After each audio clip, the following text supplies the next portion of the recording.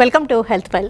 మోకాళ్ళ నొప్పులు తీవ్రంగా వేధిస్తున్నప్పుడు పాక్షికంగా నీ రీప్లేస్మెంటు, టోటల్ నీ రీప్లేస్మెంటు, అంతేకాకుండా ఒక్కొక్కసారి ఆర్థ్రోస్కోపీ పద్ధతిలో కొన్ని ట్రీట్మెంట్స్, ఇంకా ఈ మధ్యలో కొన్ని రకాల పిఆర్పి ట్రీట్మెంట్స్, ఇంజెక్షన్స్తో ట్రీట్మెంట్స్ అని ఇలా రకరకాలుగా వినపడుతుంటాయి. మరి ఏ ఏ సందర్భాల్లో ఏ ట్రీట్మెంట్స్ తప్పనిసరి, ఎప్పుడు టోటల్ నీ రీప్లేస్మెంట్ సర్జరీ చేస్తుంటారు, ఈ సర్జరీ వల్ల ఎలాంటి ప్రయోజనాలు ఉంటాయి, దీనిలో వచ్చిన ఆధునికతలు ఏంటి, రోబోటిక్ నీ రీప్లేస్మెంట్ వల్ల ఎలాంటి అధిక ప్రయోజనాలు ఉంటాయి, రోబోటిక్ నీ రీప్లేస్మెంట్ వల్ల రెండు కాళ్ళు ఒకటేసారి చేయించుకున్న వాళ్ళకి ఇంకా త్వరగా రిలీఫ్ ఉండి త్వరగా నడవగలరా, ఈ విషయాలన్నీ క్లియర్గా వివరంగా అడిగి తెలుసుకుందాం.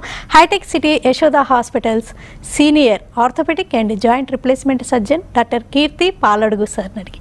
నమస్తే అండి, వెల్కమ్ టు ది షో. నమస్తే అండి. ఈ మధ్య ఇన్ని రకాల ఆప్షన్స్ కనపడుతున్నాయండి. మోకాళ్ళ నొప్పులు అనగానే ఆయిల్ పూసుకోవడం దగ్గర నుంచి టోటల్ నీ రీప్లేస్మెంట్ వరకు దాకా. ఈ మధ్యలో పిఆర్పి ఒకటి చాలా కన్ఫ్యూజ్ చేస్తుంది. ఒక్కసారి దీని గురించి can you focus light on that? డెఫినెట్గా అండి. మనకు మోకాలు నొప్పి అనగానే ప్రతి ఒక్కళ్ళు ఇంకా సర్జరీ చేసేద్దామా అనే భయంతో వస్తారు చాలామంది. అంటే సర్జరీ అని చెప్తారు. చాలామంది భయం ఏంటంటే మనం మోకాలు నొప్పితో హాస్పిటల్కి వెళ్ళామంటే డాక్టర్ సర్జరీ చెప్పేస్తారేమో అనే భయంతో చూపించుకోకుండా లాస్ట్ స్టేజ్ వరకు పాడు చేసుకొని వచ్చిన వాళ్ళే చాలామంది ఉంటారు. మా దగ్గర మన ఇండియాలో బేసిక్గా ఏంటంటే ఒక టెస్ట్ ఏమైనా చేయించుకోవాలనుకోండి, టెస్ట్ చేయించుకుంటే బయటపడుతుందేమో, దానికి మళ్ళీ ఆ ట్రీట్మెంట్ అది తీసుకోవాలి అనే భయంతో టెస్టులు కూడా చేయించుకోకుండా ఉండేవాళ్ళు చాలామంది ఉంటారు రోజువారీ మేము చూసే పేషెంట్స్లో వేళల్లో. సిమిలర్వే ఒక మోకాళ్ళ నొప్పి అనేది స్టార్ట్ అయినప్పుడు అర్లీ ఫేస్ అంటే మనం మోకాళ్ళని 4 దశలుగా విభజిస్తామండి. గ్రేడ్ 1, గ్రేడ్ 2, గ్రేడ్ 3, గ్రేడ్ 4 అంటాము. అర్లీ ఆర్థరైటిస్, ఇప్పుడు గ్రేడ్ 1, గ్రేడ్ 2 ఉన్న వాళ్ళన్నిటిని అర్లీ ఆర్థరైటిస్ అంటాం. చాలామంది కామన్ ప్రజెంటేషన్ ఏంటంటే మనకు మిడ్ 35 to 45 ఈ మధ్యలో మనకి యాంటీరియర్ నీ పెయిన్ అంటే మోకాలికి మనకు ముందు భాగంలో నొప్పి వస్తాము, క్లిక్ మన సౌండ్, మనం నడుస్తుంటే అది అప్పడం విరిస్తే మనకి ఎట్లా శబ్దం వస్తుందో అట్లా ఒక సౌండ్ అనేది ఏర్పడతాము. నేను కూర్చున్నా లేచినా టక్ టక్ మంటుందని చెప్తూ ఉంటాం చాలామంది.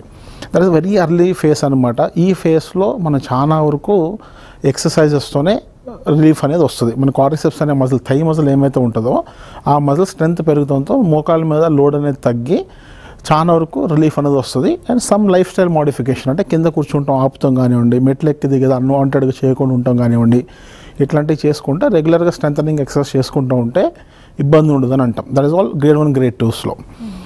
గ్రేడ్ 2, గ్రేడ్ 3 మధ్యలో వచ్చేసరికి ఇంకా మెకానికల్ ఇంబ్యాలెన్స్ లేదు. అంటే మనకు అరుగుదల పెరుగుతున్నట్లు ఏమైందంటే కాల్లో స్ట్రైట్గా ఉండే కాలు మనకి ఇట్లా వంపు వస్తూ మొదలవుతూ ఉంటుంది. వంపు పూర్తిగా సెటిల్ అవ్వకముందు అరుగుదల మార్పులు ఉంది, ప్లస్ యంగర్ పాపులేషన్ అంటే మనకు 40sలో కానీ 50sలో కానీ వేరే కారణాలు ఏమీ లేవు. అంటే కీళ్ళవాతం లాంటిది కానీ, లేదా ఇతరకు ఆల్రెడీ దెబ్బ తగిలి అరిగిపోయింది, వేరే సిస్టమిక్ డిసార్డర్స్ అంటాం, ఈ కీళ్ళవాతం కానీ, రుమటాయిడ్ ఆర్థరైటిస్, సోరియాటిక్ ఆర్థరైటిస్, ఇట్లాంటి మల్టిపల్ కండిషన్స్ ఉంటాయి. సిస్టమిక్ ఇన్వాల్వ్మెంట్ ఏమి లేదు, స్టేజ్ 2, స్టేజ్ 3 మధ్యలో ఉన్నారు. ఈ స్టేజ్లో ఉన్న వాళ్ళలో మనకి పిఆర్పిస్ కానీ ఇట్లాంటివన్నీ ట్రై చేయొచ్చు. We have seen results also. అంటే అసలు పని చేయదు అనేది కాదు, కానీ మనం పేషెంట్ సెలెక్షన్ అనేది చాలా ఇంపార్టెంట్. వీటిలో ఒక్కసారి మెకానికల్ ఇంబ్యాలెన్స్ సెటిల్ అయింది అంటే వంపు వచ్చింది, కాలు మనకి ఫిక్స్డ్ డిఫార్మేషన్స్ ఉన్నాయి, ఒక 10 degrees ఆఫ్ ఫ్లెక్షన్ అంటాం, అంటే మడిచిపోయే ఉంటుంది, స్ట్రైట్ పూర్తిగా స్ట్రైట్ అవ్వదు మనకి కాలు అసలు. ప్లస్ వైరస్ అంటాం, లోపల పక్కకు వంపు వచ్చింది, ఇట్లాంటి దాని ఫిక్స్డ్ డిఫార్మిటీస్ ఉన్న దగ్గర 2 రకాలుగా కరెక్టివ్ సర్జరీసే కానీ బట్ జాయింట్ని టచ్ చేయకుండా చేసేటువంటి సర్జరీస్ ఉంటాయన్నమాట. వీటిలో ఏంటంటే హై టిబియల్ ఆస్టోటమీ అనే కండిషన్ ఉంటుంది. మనకు ఆ వంపు వచ్చిందని మనం స్ట్రైట్ చేసామంటే మెకానికల్ యాక్సిస్ కానీ ఇవన్నీ కరెక్ట్ చేస్తాం కాబట్టి బయోమెకానిక్స్ ఆఫ్ దాన్ని నార్మల్ అవుతాం వల్ల అరుగుదల అనేది ఇంకా ముందుకు పాడవకుండా ఉంటాము, ప్లస్ దానికి హీల్ అవుతానికి మనం ఒక అవకాశం ఇచ్చినట్టు ఉంటుంది. 4వ దశ అన్న దగ్గర పూర్తిగా అరిగిపోయి వంపు వచ్చి సైడ్కి జరిగిపోయింది అన్న దగ్గర రీప్లేస్మెంట్స్ అనేది అవసరం. ఈ 4వ దశలో కామన్గా ఏంటంటే ఎప్పుడు ట్రై కంపార్ట్మెంట్లు అంటాం, అంటే లోపల పక్కన, బయట పక్కన, మళ్ళీ ముందు పక్కన 3 భాగాల్లో కూడా అరిగిపోయింది అన్న దగ్గర టోటల్ నీ రీప్లేస్మెంట్ దానికి వెళ్తాము. కొంతమందిలో మాత్రమే లోపల పక్కన మాత్రమే ఎక్కువ అరిగి ముందు భాగంలో కొద్దిగా అరుగుదల ఉండి బయట పక్క భాగంలో అసలు ఎక్కువ అరుగుదల చూడమన్నమాట. అట్లాంటి వాళ్ళల్లో పార్షల్ నీ రీప్లేస్మెంట్ అనేది చేయొచ్చు. ఇవన్నీ ఎక్స్రేలో తెలిసిపోతాయి అంటారా? ఆర్థరైటిస్ అంటే అరుగుదల మార్పులు అనేది చాలా వరకు ఎక్స్రేస్లో కనబడతామండి. స్పెషల్లీ వెయిట్ బేరింగ్ ఎక్స్రేస్ అంటే నిలబడి మనం ఎక్స్రేస్ తీయాలి. ఎప్పుడు కూడా 2 కాళ్ళు తీస్తాం. సో కంపారిజన్ అనేది ఉంటుంది మనకి ఎంత మార్పు ఉంటుంది అనేది. కొంతమందికి మాత్రమే మనకి ఎక్స్రేలో మార్పులు పెద్దగా లేవు కానీ బట్ డిస్ప్రపోర్షనేట్ పెయిన్ ఉంది. అంటే మనకు ఎక్స్రేలో గ్రేడ్ 1 గ్రేడ్ 2 అనిపిస్తుంది, బట్ పెయిన్ మనకి విపరీతంగా చెప్తున్నారు అనే స్టేజ్లో అప్పుడు ఎంఆర్ఐస్ లాంటివి చేస్తాం. కార్టిలేజ్ ఏమన్నా డిఫెక్ట్స్ ఉన్నాయా, లేదా కొన్నిసార్లు బ్లడ్ సర్క్యులేషన్లో మార్పులు వచ్చి ఆస్టోకాండ్రైటిస్ అనే కండిషన్ ఉంటుంది, మనకు ఒక ప్యాచ్ లాగా అయిపోతుంది అనమాట, బ్లడ్ సర్క్యులేషన్ పోయి. అట్లాంటిది ఏమన్నా ఇప్పుడు హిప్స్లో మనం ఏవియన్స్ అని చాలా వరకు వింటున్నాం, అట్లాంటి చేంజెస్ నీస్లో కూడా చూస్తాం. లేదా మనకు రెండిట్ల మధ్యలో మెనిస్కస్ అని ఉంటుంది, ఆ మెనిస్కస్ లాంటిది డ్యామేజ్ అయ్యి దాని ఏదైనా అడ్డొస్తున్నట్టు అయ్యి దానివల్ల ఏమన్నా ఇబ్బంది అవుతుందా, కార్టిలేజ్ లాస్ ఉందా, వీటిని తెలుసుకోవడం కోసం ఎంఆర్ఐ చూస్తామండి.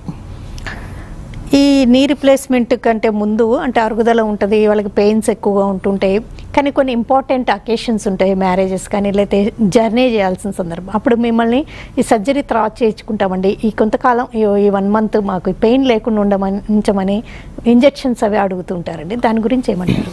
ఇట్లాంటి వాటిల్లో మనకి హైలూరోనిక్ యాసిడ్ అని ఒకటి ఉంటుందండి. బేసిక్గా ఏంటంటే సింథటిక్ ఫార్మ్ ఆఫ్ మనకి సైనోవల్ ఫ్లూయిడ్కి ఎట్లా ఉంటుందో దాని ఈక్వలెంట్ అనమాట. బేసిక్ కాన్సెప్ట్ దీంట్లో మనకి ఏంటంటే ఒక గుజ్జు పదార్థం అనే దానికన్నా మనం లూబ్రికేట్ చేస్తున్నాం. జాయింట్ అనేది రెండిట్ల వల్ల రాపిడి అయ్యి మనకు పెయిన్ వస్తుంది. It is because of friction. ఆ ఫ్రిక్షన్ అనేది తగ్గించడం కోసం ఏం చేస్తామంటే హైలూరోనిక్ యాసిడ్ అనేది ఒకటి ఇంజెక్షన్ ఏమైతే ఉంటుందో దాన్ని ఇంజెక్ట్ చేస్తాం వల్ల మనకు అది ఒక బేరింగ్కి గ్రీజ్ రాస్తే ఎట్లా ఉంటుందో అట్లా స్మూత్గా మొత్తం జాయింట్ చుట్టూ అంతా ఫార్మ్ అయ్యి ఆ ఫ్రిక్షన్ అనేది తగ్గిస్తుంది. ఎప్పుడైతే మనకు ఫ్రిక్షన్ తగ్గిపోతుందో ఇన్ఫ్లమేటరీ రెస్పాన్స్ అనేది తగ్గి నొప్పి అనేది తగ్గిద్ది అని అంటాం అనమాట. ఇది ఒక స్టేజ్ 3 ఇట్లా ఉన్న వాళ్ళల్లో కానీ ఇట్లాంటి వాళ్ళలో చేసామని అంటే మటుకి కొంతమందిలో 1-2 years వరకు కూడా పెయిన్ అనేది తక్కువతో ఉండి చూసిన వాళ్ళని కూడా చూసాము. కొన్నిసార్లు ఇంకా అక్యూట్ పెయిన్ ఉంది, అంటే విపరీతంగా పెయిన్ ఉంది, అడుగు తీసి అడిగేయాలన్నా లేదా బాత్రూమ్కి వెళ్ళాలన్నా కూడా ఇబ్బందికరంగా ఉంది, బట్ ఇమీడియట్గా మనం సర్జరీ చేస్తాం కానీ లేదా సర్జరీ అంత అవసరం లేదంటే అటు ఉన్న దగ్గర స్టెరాయిడ్స్ అనేది చాలా లోకల్ స్టెరాయిడ్ అంటాం దాన్ని, సిస్టమిక్ ఇన్వాల్వ్మెంట్ ఏమి ఉండదు కానీ లోకల్గా జాయింట్లోకి స్టెరాయిడ్ అనేది ఇన్ఫిల్ట్రేట్ చేస్తాము, బట్ చాలా రేరుగా వాడతాం దాన్ని, అంటే ఇంకా వేరే అవకాశం అనేది లేదు అన్న దగ్గర మాత్రమే దాన్ని వాడతాం అనమాట.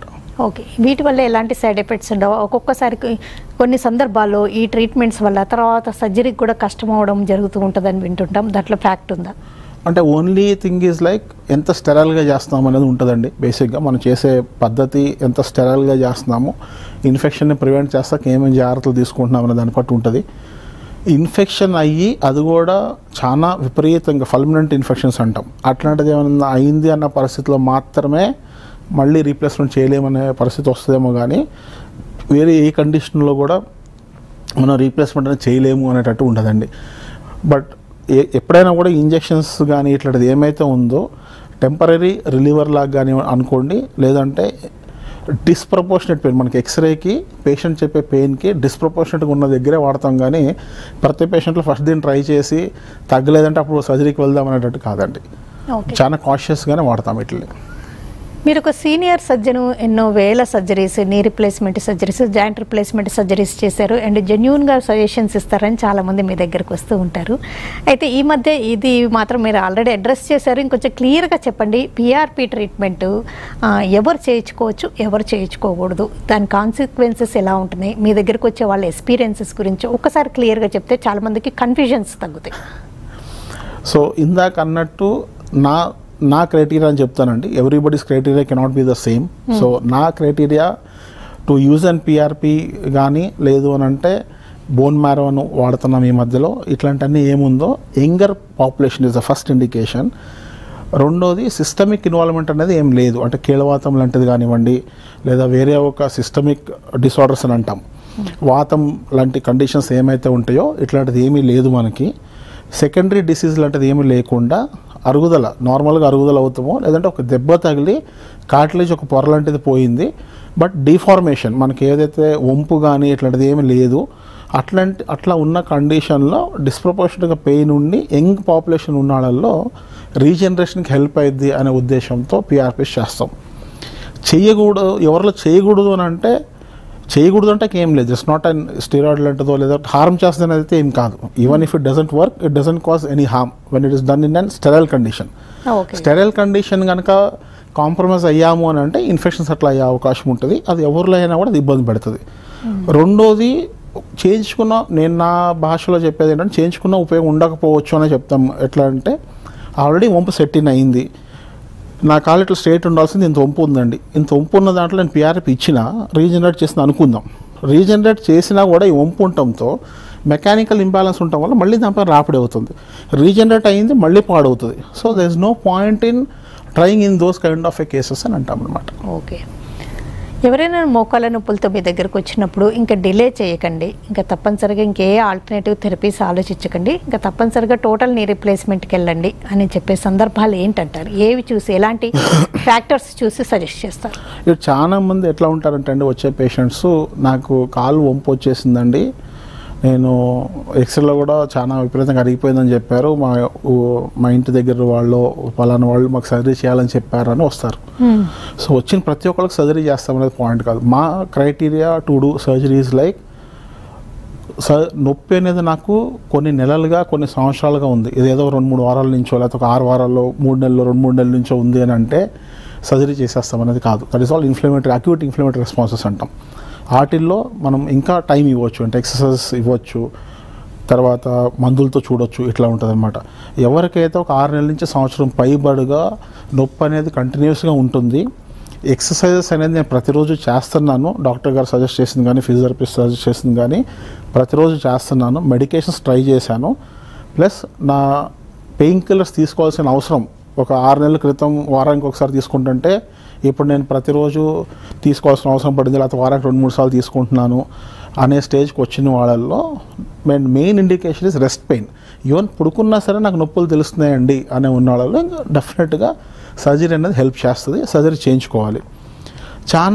కొంతమంది ఎట్లా ఉంటారంటే నాకు ఇప్పుడు కొద్దిగా నొప్పి ఉంది కదండి, నాకు ఆల్రెడీ 60-65 వయసు ఉంది, ఇంకా ముందు వయసు పెరిగితే చేయించుకోలేమో అందుకని చేయించేసుకుందామని అడిగి వచ్చేవాళ్ళు కూడా ఉంటారు పేషెంట్లు. ఇది ఒక సర్జరీ చేయించుకుంటే పని అయిపోద్ది అని చేయించుకునే సర్జరీ అయితే డెఫినెట్గా కాదండి. So this is a surgery where it is done only when it is necessary. నేను ఇందాక చెప్పినట్టు ఒక 10 నిమిషాలు నుంచుంటానికి, 10 నిమిషాలు నడుస్తానికి, నేను లెగిసి బాత్రూమ్కి వెళ్ళాలన్నా కూడా ఆలోచించి వెళ్తున్నాను, ఇంట్లో ఒక టీ కాయాలంటే మధ్యలో కూర్చోవాల్సినంత ఇబ్బంది పడుతున్నాను, అన్ని రకాల ఎక్సర్సైజ్లు మందులన్నీ తీసుకున్నా అయినా ఉపశమనం లేదు, ప్లస్ వంపు ఉంది, కొన్ని నెలలుగా కొన్ని సంవత్సరాలుగా బాధపడుతున్నాను అన్నప్పుడే సర్జరీ చేసుకోవాలండి. అంటే ఈ కాంటెస్ట్లో ఇంకొక క్వశ్చన్ అంటే కొంతమందికి పెయిన్ థ్రెష్ హోల్డ్ భరించడం అనేది అలవాటు కూడా అయిపోతుంటుంది, సివియర్ పెయిన్ కూడా భరిస్తూ పనులు చేసుకుంటూ ఉంటారు, అలాంటప్పుడు ఎలా మీరు గెస్ చేస్తారు? పెయిన్ ఈజ్ ఆల్వేస్ సబ్జెక్టివ్ అండి. మనం పెయిన్ సబ్జెక్టివ్నెస్ ఉన్న దగ్గర నేను భరిస్తున్నాను అనేది ఇట్స్ ఆల్వేస్ ఇండివిజువలైజ్డ్ ఇదనమాట. సో అట్లా ఉన్న దగ్గర main purpose of the surgery is to relieve you from pain. నేను సర్జరీ చేసేదే మీకు పెయిన్ లేకుండా మీరు రోజువారీ పనులు అన్నీ చేసుకోండి, మీరు హెల్తీ లైఫ్ స్టైల్, ఇప్పుడు వాకింగ్ కానివ్వండి, ఇంట్లో కిచెన్ యాక్టివిటీస్ చేసుకుంటాం అనుకోండి, లేదా బయటకు తిరుగుతాను, ఫంక్షన్లకు వెళ్తాను, లేదా కొంతమందికి ఈ పుణ్యక్షేత్రాలు తిరగాలని ఉంటుంది, ఇట్లాంటివన్నీ చేయాలనే ఆశ ఉన్నవాళ్ళు నేను నా నొప్పులలో తిరగట్లేదు అన్న దగ్గర వాళ్ళల్లో చేసుకుంటే అర్థం ఉంది. బట్ పెయిన్ థ్రెషోల్డ్ ఎక్కువ ఉంది, నాకు పెయిన్ పెద్దగా అనిపించట్లేదు అన్న దగ్గర ఇక్కడ చాలా మంది నేను సర్జరీ చేయించుకున్నానండి అయినా కూడా నాకు సేమ్ ఉంది, ఏం పెద్ద డిఫరెన్స్ లేదంట. One of the reason is when they are telling I'm not having much pain and I'm operating them. So that is one main indication why we tell only if you are having severe pain then only get operated. Okay, short break తీసుకుందాం. Break తర్వాత ఈ మధ్య robotic knee replacement గురించి చాలా వింటున్నాము, చాలా benefits ఉంటాయని, మరి అందరికీ చేయగలుగుతారా, దానికి ఏమైనా లిమిటేషన్స్ ఉన్నాయా, ఈ విషయాలన్నీ డిస్కస్ చేద్దాం హెల్త్ ఫైల్లో. Welcome back to health file. హైటెక్ City Yashoda hospitals senior orthopaedic and joint replacement surgeon doctor Keerthi Paladugu మనతో ఉన్నారా. ఆయన అడిగి మోకాళ్ళ అరుగుదల సమస్యకు ఎప్పుడు సర్జరీ తప్పనిసరి, సర్జరీలో వచ్చిన లేటెస్ట్ డెవలప్మెంట్స్ ఏంటి, రోబోటిక్ నీ రిప్లేస్మెంట్ వల్ల ఎలాంటి ప్రయోజనాలు ఉంటాయి, ఇంప్లాంట్స్లో కూడా ఏమన్నా కొత్తదనాలు చోటు చేసుకున్నాయా, వివరాలు తెలుసుకుంటున్నాం. అయితే ఇప్పటిదాకా మనం అసలు ఎప్పుడు సర్జరీ అవసరమో డిస్కస్ చేసామండి. రోబోటిక్ నీ రిప్లేస్మెంట్ ఈ మధ్య బాగా ఆర్డర్ ఆఫ్ ది డే లాగా వినపడుతుంది, అది ఏంటి అసలు, దాంట్లో అడ్వాంటేజెస్? మనకి మెయిన్గా రోబోటిక్తో వచ్చే అడ్వాంటేజ్ ఏంటంటే కన్వెన్షనల్ వేలో మినిమల్ మన బోన్ కట్ ఇంత ఉండాల్సిందే, సాఫ్ట్ టిష్యూ ఇంత రిలీజ్ చేయాల్సిందే, ఒక 8 mm 9 mm ఇట్లా ఏదైతే కన్స్టెన్స్ ఉంటుందో మనకు జిగ్స్ అనేది దాని ప్రకారం డిజైన్ అయి ఉంటుంది, అది కంపల్సరీ ఇంప్లాంట్ డిజైన్కి తగినట్టుగా ఆ జిగ్స్ని మనం అంత కట్ చేసుకొని చేయాల్సిందే అనేటట్టు ఉంటుంది అనమాట. అండ్ ఎవ్రీ స్టెప్ మనం ఒక్కొక్క స్టెప్ చేసి చెక్ చేసుకొని తర్వాత ప్రొసీడ్ కట్ చేసుకుంటే ప్రొసీడ్ అవ్వకుండా వెళ్తాం. That is a conventional way of doing it. దాంట్లో మనకి గ్యాప్ అలైన్మెంట్ అని చెప్పి లేదా మెజర్డ్ రిసెక్షన్ అని ఉంటాయి, 2 విభాగాలుగా చేస్తాం అనమాట. Combination of these 2 things in a hybrid way is robotic అనమాట. రోబోటిక్లో ఏంటంటే వీ ప్లాన్ ఫస్ట్. దాంట్లో కూడా మనకు 2 రకాలుగా ఉంటాయి. కొన్నేమో స్కాన్ బేస్డ్ అంటారు, ఫస్టే సిటీ స్కాన్లు అన్నీ చేసేసి మనం అంటే మషిన్ కంప్యూటర్స్కి ఫీడ్ ఇస్తాము. దాని మొత్తం ప్లానింగ్ అంతా ఇచ్చిన తర్వాత మనం ఆ ప్లానింగ్లో బ్యాలెన్స్ చేస్తాం, ఎట్లా ఎంత చేస్తే ఏంటి, సైజెస్ ఏంటి, ప్రతిదీ మనకు ముందే తెలుస్తుంది. దానికి తగినట్టుగా ప్రొసీడ్ అవుతాం అనేది ఒక విధానం. రెండోది live feed, not being expose to any of the radiation, డైరెక్ట్గా వితౌట్ ఎనీ స్కాన్స్ టేబుల్ పైనే మనము డైరెక్ట్గా లైవ్ ఫీడ్ ఇచ్చుకొని మనం నీ మ్యాపింగ్ అంటాం, మొత్తం మ్యాప్ లాగా చేసుకొని నీ సెంటర్ని, యాంకిల్ సెంటర్ని, హిప్ సెంటర్ని ఫీడ్స్ ఇచ్చుకొని మనం ఎంత కట్ చేస్తే ఎంత మార్పు వస్తుంది, ప్లస్ టిష్యూ ఎంత రిలీజ్ చేయాలనేది మొత్తం ప్లాన్ చేసుకున్న తర్వాత ఇది పర్ఫెక్ట్గా అలైన్ అవుతుంది. Plus more natural way. మనకి కన్వెన్షనల్ వేలో చేసినప్పుడు ఏంటంటే ప్రతిదీ నేను 0 డిగ్రీ స్ట్రెయిట్ లైన్ పడటానికి ట్రై చేస్తాను. But straight line may not be normal for every one. Straight అనేది నార్మల్ కాదు అందరికి. కొంతమందికి 1 డిగ్రీ వంపు అనేది, లేదా కొంతమందికి 1-2 డిగ్రీస్ బెండ్లో ఉంటాం, బోయింగ్ అంటాం, అది న్యాచురల్ వే. సో వాళ్ళకి more comfort and more natural feeling వస్తుంది నీకి. మనం చేసిన తర్వాత కూడా నేను చేయించుకున్నాను, నాకు ఏదో బరువుగా అనిపిస్తుందండి, పట్టేసినట్టు ఉందని కొంతమంది అంటారు కదా. దానికి కారణం ఏంటంటే మనం అది మోర్ ప్రిసైజ్గా 0 డిగ్రీకి పెడతాకి ప్రయత్నిస్తామే. దాని బదులు వాళ్ళకి ఏది మోర్ న్యాచురల్గా ఉంటుంది, సాఫ్ట్ టిష్యూ మినిమల్ రిలీజ్ చేసి బోన్ మినిమం కట్ చేసి చేసింది అనే పొజిషన్కి పెడతామో, అది కూడా there are some limitations. It's not like ఒక 5 డిగ్రీలు 10 డిగ్రీలు మార్చేస్తున్నట్టు కాకుండా 1-3 డిగ్రీస్ మధ్యలో వేరియేషన్స్ అనేది న్యాచురల్గానే ఉంటుంది. ఆ న్యాచురల్ దాన్ని తీసుకొచ్చి పెడతానికి రోబోటిక్స్ అనేది చాలా ఉపయోగం ఉంటుంది మనకి. So it will give us more natural feeling. దానివల్ల ఏమైందంటే మనకు మజిల్స్ కానీ ఇవన్నీ ఏమైతే ఉన్నాయో న్యాచురల్ వేలోనే పనిచేస్తూ ఉంటుంది కాబట్టి రీహాబిలిటేషన్ అనేది కొంచెం ఫాస్ట్గా ఉంటుంది అనమాట. సో మోర్ న్యాచురల్ ఫీలింగ్ ఉండటం వల్ల వాళ్ళ యాక్టివ్నెస్ కానీ ఇదంతా కొంచెం బెటర్గా ఉంటుంది అనేది ఉంటుంది అనమాట. 2 కాళ్ళకి రోబోటిక్ నీ రిప్లేస్మెంట్ చేసి వాళ్ళకి తగ్గట్టుగా మంచి సెంటర్లో చేయించుకున్నారనుకోండి, ఎంత త్వరగా వాళ్ళ పనులు చేసుకోగలరు? వాళ్ళు డైలీ యాక్టివిటీస్ అనేది డే 1 నుంచి చేసుకోవచ్చు అండి. Even going to the washroom we operate them, పొద్దున ఆపరేట్ చేస్తాము. Evening if they are comfortable will ask them to go to the washroom and all. కొంతమందికి ఏంటంటే అర్లీ మార్నింగ్ చేసినప్పుడు ఓవర్ నైట్ ఫాస్టింగ్ అనేది ఉంటుంది. వాళ్ళల్లో కొంచెం నీరసంగా అనిపించి గిడ్డినెస్, కళ్ళు తిరిగినట్టు అవుతాం కానీ ఇట్లాంటిది ఏమైనా ఉందంటే ఆ రోజు కొంచెం కూర్చోపెట్టి ఎక్సర్సైజ్ చేయించేసి నెక్స్ట్ డే నుంచి నడిపిస్తామనే చేస్తాం. But 90% of them they walk the same day evening or within 4 to 6 hours after surgery అని అంటాము. రెండోది biggest advantage with robotic what we see is like, నార్మల్గా కన్వెన్షనల్ వేలో చేసేటప్పుడు మనకి తొడబొంకికి ఏమైతే ఉంటుందో చిన్న హోల్ చేసి లోపలికి ఇంట్రామిడ్యులర్ జిగ్ అనేది పంపిస్తామండి. దాంతో మనకు కొంత బ్లడ్ లాస్ అనేది ఉంటుంది. Even though we plug it after the surgery, కొద్దిగా గొప్ప బ్లడ్ లాస్ అనేది ఉంటుంది, which we don't see in a robotic thing. దాన్ని ఓపెన్ చేయం కాబట్టి బ్లడ్ లాస్ అనేది కొంచెం తక్కువగానే ఉంటుంది. So that is one biggest advantage what you have seen in my practice. Blood transfusion rate ఏమైతే ఉందో కొద్దిగా తగ్గింది రోబోటిక్స్తో చేస్తాం వల్ల. ఓకే, బ్లడ్ ఎక్కించే పరిస్థితులు తక్కువ ఉన్నాయంట, తగ్గింది. ఇప్పుడు మామూలుగా 2 కాళ్ళు చేసిన తర్వాత 2 యూనిట్లు 3 యూనిట్లు ఎక్కించాల్సిన అవసరం పడితే ఇక్కడ ప్రాబబ్లీ 0 or 1 యూనిట్ ఎక్కిస్తాం అనేది చూస్తున్నాము. రెండోది మోర్ న్యాచురల్, ఇందాక చెప్పినట్టు మోర్ న్యాచురల్ ఫీల్ ఉంటుంది కాబట్టి ఈ ఎక్సర్సైజ్ అంతా కొంచెం ఫాస్ట్గా చేసుకొని రికవర్ అనేది కొంచెం ఫాస్టర్గా ఉంటుంది. నెక్స్ట్ పెయిన్ అనేది again as I told you subjective అండి. సో ఒకళ్ళు రోబోటిక్ చేయించుకున్న వాళ్ళు సేమ్ కాల్ మళ్ళీ కన్వెన్షనల్లో చేయించుకుంటారు అనేది ఉండదు కాబట్టి పెయిన్ తక్కువ అనేది థియరటికల్గా చెప్తాను నేనైతే. ఎందుకంటే సేమ్ పేషెంట్లో ఒకటి కన్వెన్షనల్ ఇంకోటి రోబోటిక్ చేసి పెయిన్ నిజంగా తక్కువ ఉందంటే దాన్ని బట్టి కమెంట్ చేయొచ్చు. కానీ పెయిన్ తక్కువ అనేది థియరటికల్గా ఎందుకు అంటున్నామనంటే సాఫ్ట్ టిష్యూ అంటే కండ ఏమైతే రిలీజ్ చేయాలో అది తక్కువ రిలీజ్ చేస్తాము, బోన్ అనేది కొద్దిగా తక్కువ కట్ చేస్తాం, ఎంత అవసరం అంతే కట్ చేస్తాం కాబట్టి పెయిన్ థియరటికల్గా తక్కువ ఉండాలి. So in patients also we seeing it, but we can't compare with conventional versus robotic అనేది. కానీ సర్జరీ చేయించుకునే ముందండి ఎవరికైనా సేమ్ డేనే నడిపించేస్తాము అన్న మాట వింటే భయం వేస్తుంది. అంటే మీరు నడిపించగలిగినా వాళ్ళకి భయం వేస్తుంది. సైకలాజికల్ అంత సర్జరీ అయ్యి అంత కట్ అయ్యి కుట్లు పడి ఇంత జరిగాక సేమ్ డే ఎలా నడవగలము అనుకుంటూ ఉంటారు. అది నిజంగా ఎలా పాసిబుల్? అంటే పెయిన్ కిల్లర్స్ అనస్థీషియానా? ఇక్కడ పెయిన్ కిల్లర్స్ అనస్థీషియా ఈ పాయింట్ అనే పాయింట్ కన్నా ఇప్పుడు ఒక యంగ్ పేషెంట్ ఒక 20 సంవత్సరాల కుర్రాడికి తొడ బొంకో లేకపోతే కాలు బొంకో ఎరిగిందన్నా కూడా మనం సర్జరీ చేసిన తర్వాత స్పెషల్లీ మడము మోకాల కింద ఫ్రాక్చర్ అట్లయితే సిమెంట్ కట్టేసి పెడతామండి ఫ్రాక్చర్ అయిన తర్వాత. మనం జాయింట్ రీప్లేస్మెంట్ అనేది చేస్తుంది ఒక ఫ్రీనెస్ కోసం. ఇప్పుడు డే 1 నుంచి వాళ్ళకి నొప్పి ఉన్నా దానిపైన నడిపించండి అని ఎందుకు చెప్తామంటే, జాయింట్ని ఒక్కసారి మనము అది గాయం మానేంత వరకు వదిలేసాము అని అంటే ఫైబ్రోసిస్ అనేది ఫార్మ్ అయ్యింది లోపల నుంచి, బిగుసుకుపోద్ది. బిగుసుకుపోయిన తర్వాత మనకు ఫ్రీ మూమెంట్ అనేది రాదు. సో ఆ స్టిఫ్నెస్ వల్ల తర్వాత మళ్ళీ ఎక్కువ ఇబ్బంది పడతారు. డే 1 నుంచి నడిపిస్తున్నది ఈజియెస్ట్ వే అండి. యాక్చువల్గా చెప్పాలంటే నడిపిస్తే చాలా ఈజీ. పేషెంట్కి చేస్తాను కూడా నడవండి అంటే ఎంత నడిచేస్తారు, వాళ్ళు ఇబ్బంది పడరు. కాళ్ళు మడిచేది జాపేది ఏమైతే ఎక్సర్సైజ్ చేయిస్తామో దానికి ఇబ్బంది పడుతూ ఉంటారు. బట్ అది చేస్తాం వల్ల వాళ్ళకి ఒకటి ఏంటంటే, ఫస్ట్ డే మీకు ఇబ్బంది అనిపించినా 2వ రోజు 3వ రోజుకి ఏంటంటే ఆ మూమెంట్ చేస్తాం వల్ల మజిల్ ఫ్రీ అవ్వకుండా అయ్యి బ్లడ్ సర్క్యులేషన్ ఇంప్రూవ్ అవుతుంది, స్వెల్లింగ్ అనేది తగ్గుతుంది, దాంతో పెయిన్ అనేది తగ్గుతుంది అనేది వాళ్ళకే అవగాహన వచ్చి they start doing it more. And ఎక్కువ చేస్తున్నట్టల్లా the recovery will be much faster. So అందు గురించే గాయం పచ్చదనం మీదే ఎక్సర్సైజ్ అనేది స్టార్ట్ చేయాలి అనేది కాన్సెప్ట్ ఉందండి. ఓకే, రోబోటిక్ నీ రిప్లేస్మెంట్లో కూడా ఆ ఇంప్లాంట్స్ కన్వెన్షనల్ ఇంతకుముందు చేసే సర్జరీలు ఎలాంటివి వాడారో అవే వాడతారా? ఇంప్లాంట్లో మార్పు లేదు.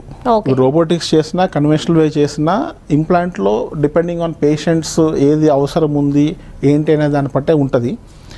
రెండోది రోబోటిక్స్ చాలా వరకు ఏంటంటే క్లోజ్డ్ ఇది అంటాం, క్లోజ్డ్ టెక్నిక్ అంటాం. ఏంటంటే ఒక పర్టికులర్ కంపెనీ మషిన్ది ఆ పర్టికులర్ కంపెనీ ఇంప్లాంటే వాడతాము అనేటట్టు ఉంటుంది అనమాట యూజువల్గా.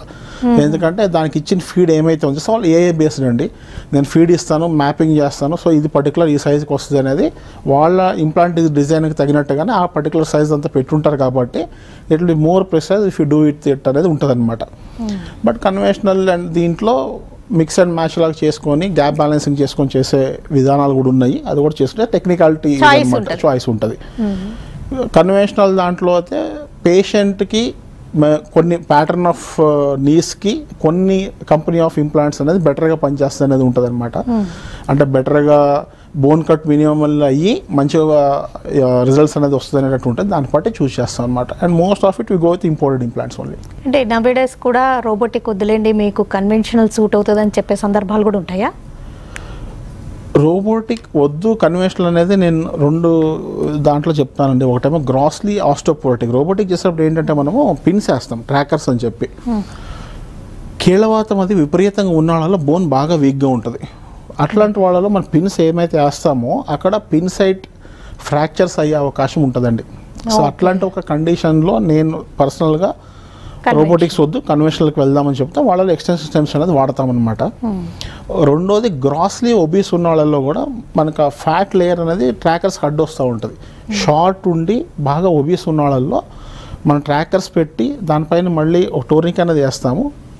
ఆ టోర్నికేకి దీనికి మన జాయింట్ ఎక్కడైతే చేయాలో దానికి స్పేస్ అనేది తక్కువ ఉంటుంది, స్పెషల్లీ షార్ట్ ఉండి బాగా ఒబీస్ ఉన్న వాళ్ళలో. వీళ్ళిద్దరిలో మాత్రమే నేను conventional might be better than ఇది అని చెప్తామండి. ఓకేనండి డాక్టర్ కీర్తి పాలడుగ గారు, థ్యాంక్స్ అలాట్ అండి. మోకాళ్ళ నొప్పులు తీవ్రంగా వేధించి ఇక సర్జరీ అవసరమా అని ఆలోచించే సందర్భాల్లో లేకపోతే పిఆర్పి చేయించుకోవచ్చా, లేకపోతే ఇంజెక్షన్స్ ట్రై చేయొచ్చా, లేకపోతే పార్షియల్గా నీ రిప్లేస్మెంట్కి వెళ్తే బెటరా, టోటల్ నీ రిప్లేస్మెంట్కి వెళ్తే బెటరా, ఇలాంటి ఎన్నో రకాల ఆప్షన్స్కి కరెక్ట్గా డాక్టర్ని చూస్ చేసుకుని కరెక్ట్ సెంటర్లో కరెక్ట్ సజెషన్తో ట్రీట్మెంట్ తీసుకుంటే సరైన రిజల్ట్స్ పొందగలుగుతారని. ఒక్కోసారి రోబోటిక్ నీ రిప్లేస్మెంట్ విరివిగా చేస్తున్నా ఒక్కొక్కసారి కొన్ని సందర్భాల్లో డాక్టర్ జడ్జిమెంట్ ప్రకారం కన్వెన్షనల్ అంటే ఇంతకుముందు చేసే పద్ధతిలో కూడా చేయాల్సిన సందర్భాలు ఉంటాయి. కాబట్టి సరైన డాక్టర్ని ఎంచుకుంటే మోకాళ్ళ నొప్పుల నుంచి నీ రిప్లేస్మెంట్ సర్జరీ నుంచి త్వరగా కోలుకోవచ్చని యశోద హాస్పిటల్స్ డాక్టర్ కీర్తి పాలడుగు గారు తెలియజేశారు. ఇది వాళ్ళ health file. Keep watching TV5.